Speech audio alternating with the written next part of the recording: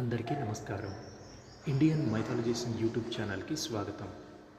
ముందు ఎపిసోడ్లో దూతలు కైకేయి రాజ్యానికి వెళ్ళి భరతుడిని కలిసి ఆయనను అయోధ్య నగరంకి రావాలని కోరారు. భరతుడు అయోధ్యకి రాగానే రాజ్యం అంతా విషాదంలో నిండిపోయింది. అలాగే అందరూ భరతుడిని చూసి కోపగించుకుంటున్నారు. విషయం తెలియక భరతుడు తన అమ్మ దగ్గరికి వెళ్ళి ఏమైంది అని అడుగుతాడు. ఇప్పుడు కథలోకి వెడితే, భరతుడి మాటలు విన్న కైకేయ చాలా తేలికగా, చిట్ట చివరికి అన్ని భూతములు ఎక్కడికి వెళ్ళిపోతాయో మీ నాన్న కూడా అక్కడికి వెళ్ళిపోయాడు అనింది. అప్పటిదాకా తల్లి ఒడిలో కూర్చున్న భరతుడు ఈ మాట వినగానే ఒక మదించిన ఏనుగు నేల మీద పడినట్టు కింద పడిపోయి పొర్లి పొర్లి ఏడ్చాడు. అప్పుడు కైకేయ, ఓ రాజా, నువ్వు ఇలా నేల మీద పొర్లి ఏడవచ్చా? గొప్ప గొప్ప సభలలో కూర్చోవలసిన వాడివి ఇలా నేల మీద పొర్లటమేమిటి? పైకి లేచి కూర్చో అనింది. అప్పుడు భరతుడు, అమ్మా, నాన్నగారు చిట్ట చివర ఏ వ్యాధి కలిగి వెళ్ళిపోయారమ్మా. రాముడికి పట్టాభిషేకమో లేక నాన్నగారు ఏదన్నా యజ్ఞం చేస్తున్నారేమో, అందుకని నన్ను తొందరగా రమ్మన్నారని వచ్చానమ్మా. నాన్నగారు వెళ్ళిపోయేటప్పుడు రాముడు పక్కనే ఉంటాడు కదా. తండ్రి గారు వెళ్ళిపోతే అన్నగారు తమ్ముళ్ళందరికీ తండ్రి లాంటి వాడని ఆర్యులు చెప్తారు కదా. అందుకని నేను ఇప్పుడు రాముడి పాదాలు పట్టుకుంటే దశరథ మహారాజు గారి పాదాలు పట్టుకున్నంత సంతోషం కలుగుతుందమ్మా. అసలు దశరథ మహారాజు గారు ఎలా చనిపోయారు? చిట్ట చివర చనిపోయే ముందు ఆయన ఏమన్నారో నాకు చెప్పమ్మా. అసలు ఏమైందో చెప్పమ్మా అన్నాడు. మీ నాన్నగారు వెళ్ళిపోయే ముందు హా రామ, హా లక్ష్మణ, హా సీత అంటూ చనిపోయాడురా. చనిపోతూ ఈ సీతారామ లక్ష్మణులు తిరిగి రాజ్యానికి వచ్చినప్పుడు వాళ్ళని చూసిన వాళ్ళు ధన్యుడు, నేను వాళ్ళని చూడలేను కదా అని ఏడ్చి చనిపోయాడురా అని కైకేయి చెప్పింది. మరి ఆ సమయంలో సీతారామ లక్ష్మణుడు ఎక్కడున్నారు అని భరతుడు అడుగగా వాళ్ళ ముగ్గురు అరణ్యాలకు వెళ్ళిపోయారు అని కైకేయి చెప్పింది. అరణ్యాలకు ఎందుకు వెళ్ళారు అంటే మీ నాన్న పంపించేశాడుగా అని చెప్పింది. అప్పుడు భరతుడు, నాన్న ఎందుకు పంపించారమ్మా రాముడిని? రాముడు ధర్మాత్ముడు. అరణ్యాలకు పంపించాలంటే కొన్ని కారణాలు ఉంటాయి.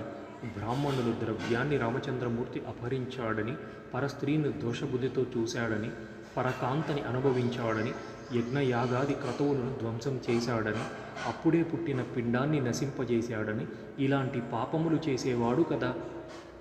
కానీ రాముడు కాదే. రాముడిని అడవులకు ఎందుకు పంపించారు? రాముడితో లక్ష్మణుడు ఎందుకు వెళ్ళాడు? అసలు ఏమి జరుగుతుందో నాకు యథావిధంగా చెప్పు తల్లి అన్నాడు.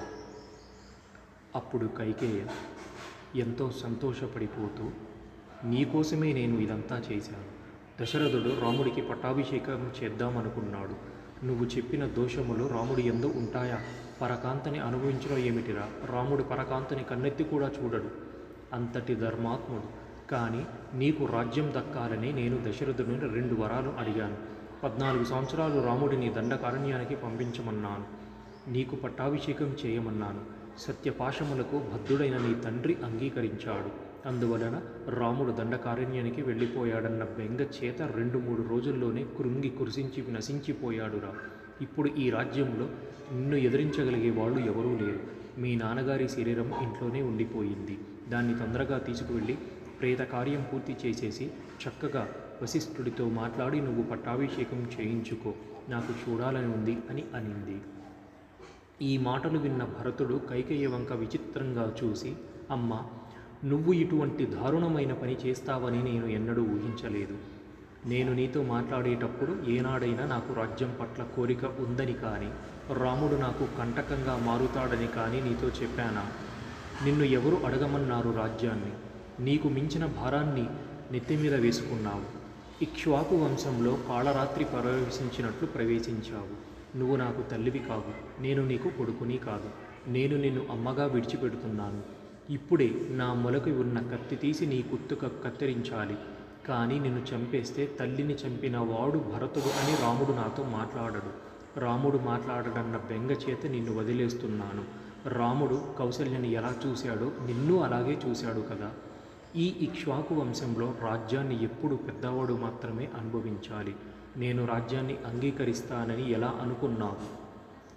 అలాగే దశరథ మహారాజు కూడా రాముడి సహకారం తీసుకొని ఈ రాజ్యాన్ని పరిపాలించాడు. నువ్వు చేసిన ఈ పాపకృత్యానికి ఇవాళ 3 దుష్కరమైన విషయాలు జరిగాయి. నా తండ్రి శరీరాన్ని విడిచిపెట్టాడు. ధర్మమూర్తి అయిన రాముడు 14 సంవత్సరాలు అరణ్యానవాసానికి వెళ్ళిపోయాడు. ఏ పాపం ఎరుగని నా మీద భరతుడి రాజకాంక్ష ఉందన్న అపవాదు పడింది. నేను ఎంతమందికి చెప్పుకుంటే నా మీద పడ్డ అపవాదు పోతుంది. నువ్వు తల్లివి కాదు, నాకు అపవాదు తెచ్చిన దౌర్భాగ్యురాలివి. అమ్మా, నీకు ఒక విషయం చెప్తాను. ఒకనాడు ఆకాశంలో కామధేను అయిన సురభి వెళ్ళిపోతుండగా భూమండలం మీద ఒక రైతు విపరీతమైన ఎండలో శోషించిపోతున్న 2 ఎద్దులను నాగలికి కట్టి డొక్కల్లో పొడుస్తూ సేద్యం చేయిస్తుంటే సురభి కన్నుల వెంట నీరు కార్చింది. ఈ భూమండలం మీద ఉన్న ఆవులు, ఎద్దులు ఆ సురభి యొక్క సంతానమే. దేవేంద్రుడు ఐరావతం మీద వెడుతుండగా ఆయన చేతి మీద సురభి కన్నీటి చుక్కలు పడ్డాయి. దివ్య పరిమళం కలిగిన కన్నీటి బిందువులు ఎవరివా అని ఇంద్రుడు పైకి చూసేసరికి సురభి ఏడుస్తూ కనిపించింది. వెంటనే ఇంద్రుడు ఐరావతం దిగి, అమ్మా, ఎందుకు ఏడుస్తున్నావు అని అడిగాడు. అప్పుడు ఆ సురభి, నాకు కొన్ని కోట్ల మంది బిడ్డలు ఉండవచ్చు. ఈ భూమండలంలో ఉన్న ఆవులు, ఎద్దులు నా శరీరం నుంచి వచ్చినవి. ఇంతమంది బిడ్డలు ఉన్న ఈ 2 ఎద్దులని రైతు పొడుస్తూ ఎండలో సేద్యం చేయిస్తుంటే నా బిడ్డలను ఎంత కష్టపెడుతున్నాడని దుఃఖం ఆగక ఏడ్చాను అని కోట్ల మంది బిడ్డలను కలిగిన సురభి అనింది. మరి ఒక్కగానొక్క కుమారుడు అమ్మ, కౌసల్యకి లేక పుట్టినవాడు, ధర్మాత్ముడు. అటువంటి వాడిని 14 సంవత్సరాలు అరణ్యాలకు పంపావే. కొడుకు పక్కన లేడని భర్త మరణించాడని కౌసల్య ఎంత ఏడుస్తుందో ఆలోచించవా? నువ్వు చెప్తే రాజ్యాన్ని ఏలుతాననుకున్నావా? ఒక్కనాటికి అది జరగదు. ఇక నువ్వు బతికొడడం అనవసరం.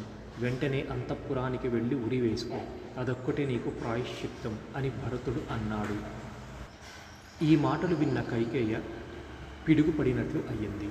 భరతుడు వేసిన కేకలకి మంత్రులందరూ చుట్టూ చేరారు. ఈ కేకలు విన్న కౌసల్య భరతుడు వచ్చాడన్న గ్రహించి భరతుడిని చూద్దామని సుమిత్రతో కలిసి బయలుదేరింది. ఇక నేను ఈ కైకేయ మందిరంలో ఉండనని భరతుడు కౌసల్య మందిరానికి బయలుదేరాడు. భరతుడు వెంట శత్రుఘ్నుడు కూడా వెళ్ళాడు. అటువైపు నుంచి కౌసల్య సుమిత్రతో భరతుడికి ఎదురురాగా భరతుడు కౌసల్య పాదాల మీద పడి ఏడ్చాడు. అప్పుడు కౌసల్య భరతుడిని పైకి లేపి, రాజ్యం కావాలని కోరుకున్నావు కదా, మీ అమ్మ నీ కోరిక తీర్చింది. నువ్వు లేనప్పుడు 2 వరాలు అడిగింది. నా కొడుకు అడవులకు పట్టి వెళ్ళిపోయాడు. నీకు ఎటువంటి కంటకం లేదు. హాయిగా ఈ రాజ్యాన్ని ఏలుకో నాయనా. నాకు ఒక్క ఉపకారం చేయి. నా భర్త మరణించాడు. ఇక ఈ రాజ్యంలో నా అన్నవారు ఎవ్వరూ లేరు. అందుకని నన్ను అరణ్యంలో ఉన్న నా కుమారుడి దగ్గర దిగబెట్టు అని అనింది. భరతుడు కౌసల్య కాళ్ళు పట్టుకొని, అమ్మా, నువ్వు కూడా నన్ను అలా అనుకున్నావా? నా గురించి నీకు తెలుసు కదా. నేను అటువంటి బుద్ధి ఉన్నవాడినా? నాకు నిజంగా రాముడు అరణ్యాలకు వెళ్ళిపోతున్నాడన్న విషయం తెలుసుంటే నేను రాజ్యం కోరుకున్నవాడినైతే ఇటువంటి మహాపాపములు చేసిన వాడినవుదునుగాక అని కొన్ని పాపాలు చెప్పాడు భరతుడు. అవి ఏంటంటే, గురువుల చేత సమస్తమైన విద్యలు తెలుసుకుని కూడా ఆ విద్యలు ఆచరించినటువంటి కృతజ్ఞుడును అవుగాక.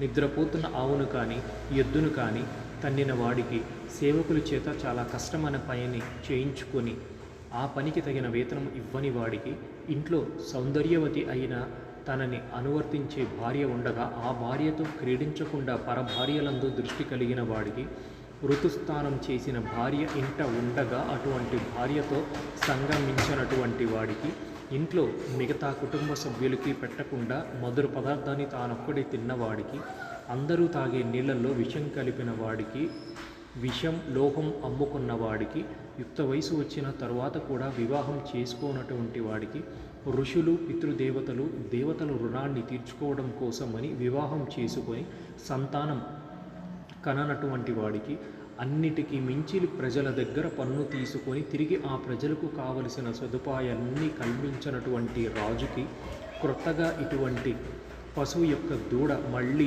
పాలు తాగటానికి వస్తే ఆ పొదుగులో పాలు ఉంచకుండా ఆ పాలతో జున్ను వండుకొని తిన్నవాడికి, సూర్యుడికి చంద్రుడికి ఎదురుగా నిలిచి మలమూత్రములు విసర్జన చేసిన వాడికి, ఇల్లు తగలబెట్టిన వాడికి ఎటువంటి పాపం వస్తుందో నాకు అటువంటి పాపం వస్తుంది అని అన్నాడు. అప్పుడు కౌసల్య, నాయన, నువ్వు ఎటువంటి వాడివో నాకు తెలుసు, కానీ పుత్రుడు దూరంగా వెళ్ళిపోయాడన్న బాధతో అలా మాట్లాడాను అని భరతుడిని తన ఒడిలో కూర్చోబెట్టుకుంది. ఆ రాత్రంతా భరతుడు ఏడుస్తూనే ఉన్నాడు. తెల్లవారుగానే వశిష్ఠుడు మొదలైన మహర్షులు వచ్చి, నీ తండ్రి శరీరం తైలద్రోణిలో ఉండిపోయింది. ఆయనకు అంచేష్టి సంస్కారం చేయకపోతే ఉత్తమ గతులు కలుగవు. కావున ఆ పనియందు దృష్టి పెట్టు అన్నారు. అప్పుడు దశరథ మహారాజు పార్థివ శరీరాన్ని తైలద్రోణి నుంచి బయటకు తీసి పెట్టమన్నారు. అందరూ వచ్చి చూశారు. అక్కడి నుంచి ఆయనని శిబికలోకి పెట్టారు. తరువాత ఆ శిబికతో శరీరాన్ని చితి మీద పెట్టారు. భరతుడు శత్రుఘ్నుడు అగ్నిహోత్రం తీసుకొని వెలిగించారు. తర్వాత అందరూ సరయూ నదికి వెళ్ళి స్నానం చేశారు. ఆ కాలంలో ఇక్ష్వాకు వంశంలో ఆడవారు కూడా చితి దగ్గరకు వచ్చేవారు. 2-3 రోజుల తర్వాత కొన్ని లక్షల గోవుల్ని బంగారాన్ని దానం చేశారు. అందరికీ భోజనాలు పెట్టారు. 13వ రోజున అశౌచం తీరిపోయాక మంత్రులందరూ కలిసి భరతుడి దగ్గరికి వెళ్ళి, సింహాసనం ఖాళీగా ఉండకూడదు. మీ తండ్రి గారి కోరిక ప్రకారం నువ్వు ఈ రాజ్యాన్ని పరిపాలించు అని అన్నారు. అప్పుడు భరతుడు పట్టాభిషేకానికి తీసుకువచ్చిన సంభారములన్నింటినీ ఒక్కసారి ప్రదక్షిణం చేసి, మా ఈ యూట్యూబ్ ఛానల్ రామాయణం నేటి తరానికి భావి తరాలకు తెలియచేయడానికి ఎపిసోడ్స్ వారీగా పోస్ట్ చేయడం జరుగుతోంది. దయచేసి మా ఈ ఛానల్ను సబ్స్క్రైబ్ చేసి నలుగురికి తెలియచేయగలరు. సర్వే జన సుఖినో భవంతు.